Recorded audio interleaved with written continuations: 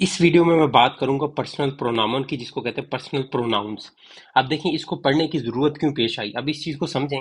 जब भी मैं लिखता हूँ, फर्ज करें मैं किसी एक बंदे की बात कर रहा हूँ, अदील या किसी भी चीज की बात कर रहा हूँ, मैं कोई जुमला बनाता हूँ, मैं कहता हूँ कि Adeel is a good boy, Adeel is a bad boy, Adeel get up early, ये वो। अब कोई भी बात आप करेंगे, बार बार की ही बात मैंने शुरू की, उसमें बार बार एक चीज को मैं रिपीट करता हूँ, तो वो मुझे सुनने में अच्छा नहीं लगता।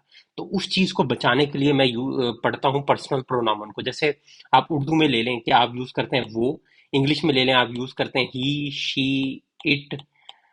जब भी कोई नेम, एक बार आपने पहले सेंटेंस में एक बार कोई नेम लिख दिया, आगे आप उसका आर्टिकल यूज करते रहते हैं। अगर मस्कुलिन है तो ए आई यूज यूज करेंगे, अगर फेमिनिन है तो जी यूज करेंगे। तो इसी तरह इंग्लिश में आप ही शीट देखते हैं, तो इसमें आपने ये चीजें मैं आपको बताता हूँ। अब देखें, उर्दू या हिंदी में होता है मैं, और इंग्लिश में होता है आई। उसके लिए जर्मन में आएगा इश। इश हमेशा आपने इश को यूज करना जब आप अपनी बात करेंगे। फिर है यू। यू जैसे होता है तुम, जैसे हम कहते हैं किसी छोटे को, मतलब जिसको इनफॉर्मली हम जैसे बात करते हैं, मतलब जो हमारा दोस्त यार है जो बहुत करीब है, उसको हम कहते हैं तुम। तो उसमें जर्मन के लिए होता है डू।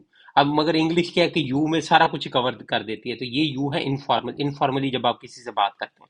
फिर जब आप कहते हैं वो लड़का, जब किसी लड़के की बात होती है तो उसके लिए ही यूज करते हैं, मगर जर्मन में उसके लिए होगा एर। इसी तरह वो लड़की की जब बात होगी तो शी यूज यूज होता है इंग्लिश में, जर्मन में होगा जी। इसका एस जो है वो स्मॉल रहेगा। फिर उसके बाद जब इट की बात होगी, वो बच्चे की जब बात होती है, तो उसके लिए जर्मन में है एज।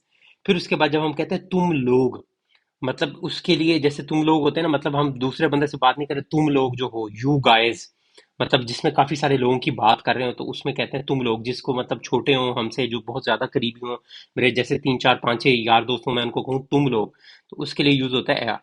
फिर उसके बाद वी। वी का मतलब होता है हम लोग, मतलब मैं बीच में खुद को भी शामिल करूं, तो उसके लिए जर्मन में होता है wer, हम लोग। फिर हम बात करते हैं वो लोग।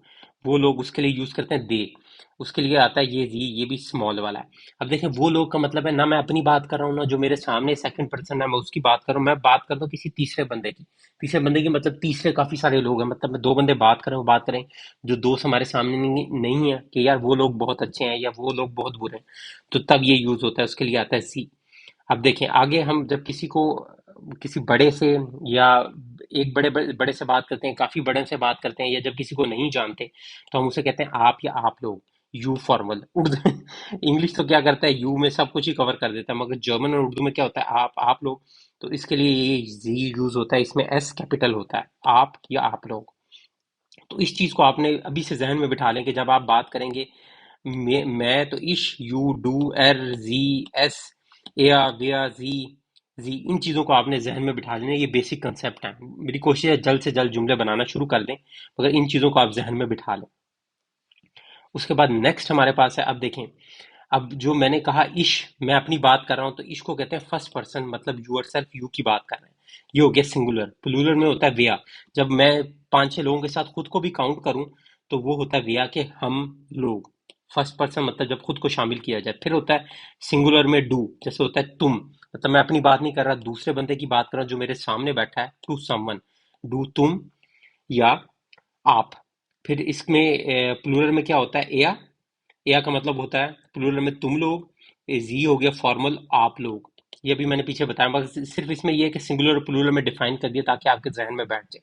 अब थर्ड पर्सन क्या होता है, अबाउट समवन एल्स, मतलब दो बंदे बात कर रहे हैं, उनके सामने वो बंदे मौजूद नहीं, दूर है या उनकी इमेजिनेशन में है, तो उनके लिए एर, जी एस, वो लड़का, वो लड़की, वो बच्चा। फिर सी आया स्मॉल एस के साथ, वो लोग। तो इन चीजों को ध्यान में बिठाना है। अभी आपने पीछे देखा कि इश, डू, एर, जी। फिर इसमें मैंने आपको बताया कि सिंगुलर प्लूरल का concept, first person, second person, third person, तो ये इसको माइंड में रखने के लिए आसानी हो जाएगी।